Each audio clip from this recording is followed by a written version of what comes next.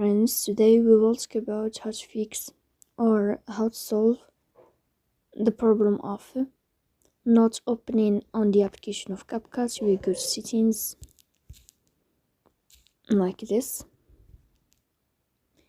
In this page we go to apps, default apps, app settings, and above you will search about CapCut and you will click here. In this page of app info you will click on first stop and you will click OK. Here you will enter to the window of storage and then you will click on clear cache.